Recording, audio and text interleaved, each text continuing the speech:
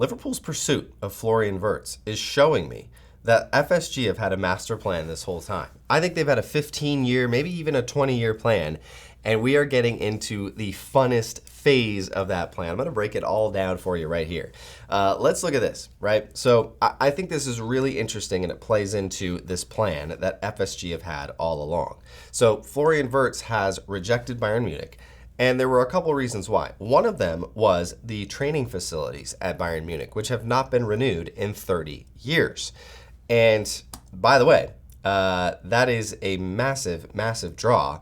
I think for younger players coming through the ranks, they want the experience. It's now less about money, and you've maybe seen that with Trent Alexander-Arnold. It's less about the money for these younger players, and it's more about the experience. And so I think FSG knew that, and I think they have enacted that throughout the years. So I think we are in phase 5 right now. We are entering phase 5, but let's look at the 5 phases. Phase 1, when FSG bought the club back in 2010, it was phase 1, we need to steady the ship. The ship was sinking, everything was on fire, and FSG had to come in and steady the ship. And by the way, that took about £300 million estimate. These numbers are going to be rough, but they had to pay off debt. They had to get the club back to winning ways, and they did that relatively quickly thanks to Jurgen Klopp.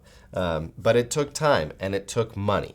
They had a lot of work to do when they bought the club. Phase 2 was, hey, we need a world-class facility. If we want the best players to want to play for Liverpool, they need to want to come to work every day. And that is the facility, the AXA training facility. This was a major priority for them. They did this right away almost.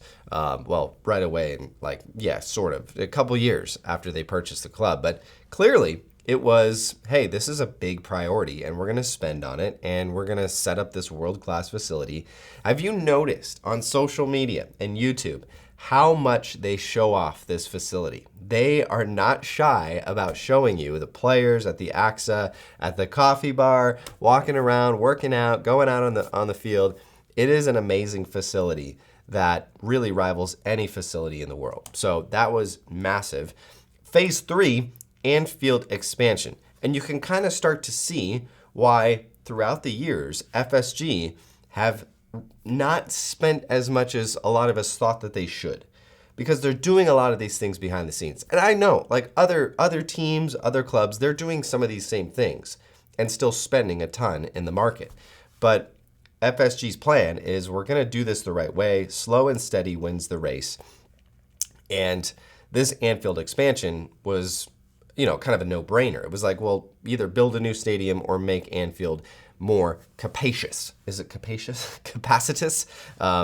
FSG knew they needed a bigger stadium for increased revenue over time. And I think there's probably a plan to further expand Anfield, because you need to compete with the likes of Manchester United and City and Arsenal, and a stadium that holds more fans for different matches, games, events is a big part of that. Phase 4, get the best in class staff. So FSG have kind of always been the model for this throughout their time at Liverpool.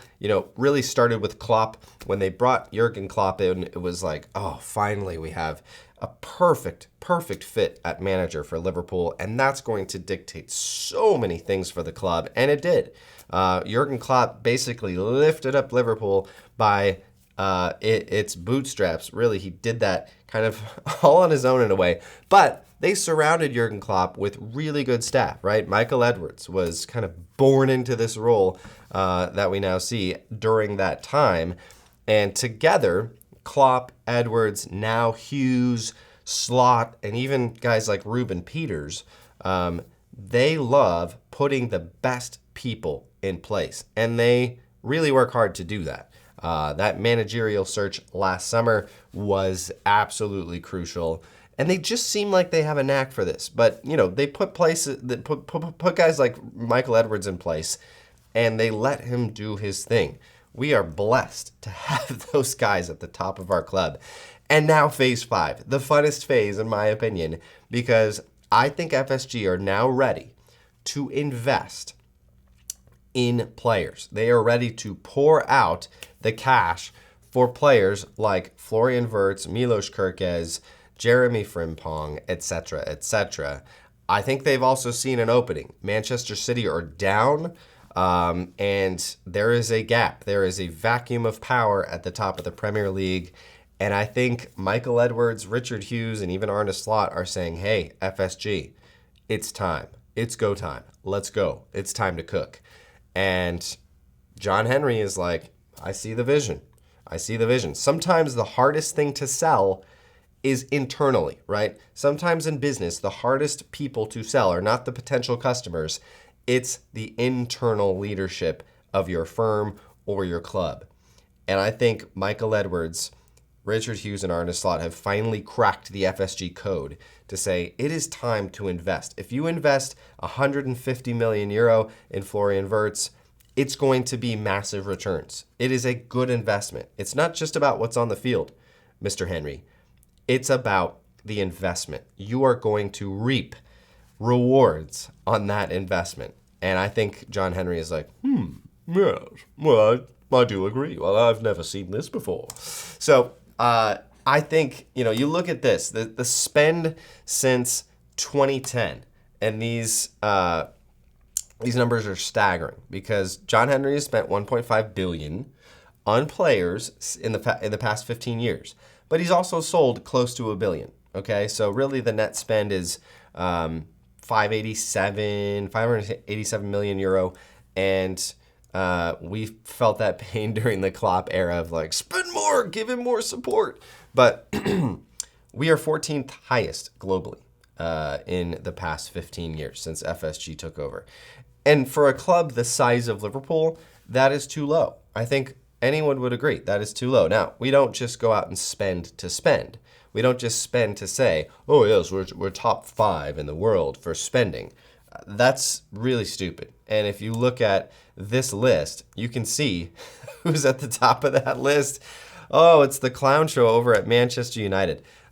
We don't want to be at the top of that list. Go down the list. Where are we? Oh, 14th right there. 347 million euro. This is since 2012, 2013. And you look at the teams ahead of us, we're not switching places with any of those clubs. Arsenal, net spend of 583. Everton, 429, bro. Ooh. And look at all the success Liverpool have had. And now look at the position we are in, because we haven't spent $1 billion like Manchester United. Now we're ready to go all in. We're pushing the chips in when everyone else is, faltering, and they've already spent everything they have. And Liverpool are in such a good place. So I think this is just absolutely fantastic. I'm so excited to see what FSG and Liverpool are cooking up for this summer. It's going to be a lot of fun.